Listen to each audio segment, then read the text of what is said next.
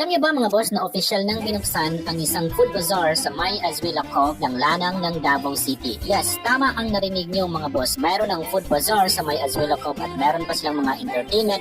At ang good news nito mga boss ay tampok dito ang lahat ng mga paborito niyong mga merchant na kung saan nagsiserve ng mga masasarap na mga pagkain katulad ng mga dessert, mga barbecue at anumang klaseng mga pagkain na masasarap na kung saan dinadayo talaga dito sa Davao City ay nagsama-sama para dito sa kanilang food bazaar na matatagpuan lamang dito sa Azuela Cove ng Lanang ng Davao City. Kaya nang marinig natin na official na silang nagbukas ay hindi na tayo nagpatumpik-tumpik pa at ito ay ating pinuntahan para matikman ang lahat ng mga masasarap na pagkain na siniserve katulad lamang ng pizza ni Clasio, ang mga masasarap na sisig na siniserve ni Happy Sizzlers. Nandito rin ang Top 1 Sushi na kung saan nagsiserve ng napakasarap na mga sushi at paniguradong babalik-balikan mo talaga. At kung naghahanap ka ng palamig ay mai-enjoy mo rin ang mga dessert na siniserve ni Miyaki. Matitikman mo rin dito ang mga masasarap na barbecue ni Basukba. At syempre kung naghahanap naman kayo mga boss na pang-delight na mga halo-halo ay nandito naman si Halo Delight mga at samahan mo pa ng kanilang mga masasarap na mga waffle. At nandito rin mga boss ang isa sa pinipilahan na pampalamig na Jojo. At hindi rin magpapahuli ang Ramenjo na isang Japanese restaurant na nagpo-provide ng mga masasarap na mga Japanese ramen. At sa mga mahihilig naman ng mga nachos ay hindi rin magpapahuli ang Takuin na kung saan napakabarato at napakasulit na mga nachos na mga siniserve nila. At nandito rin ang isa sa pinakasikat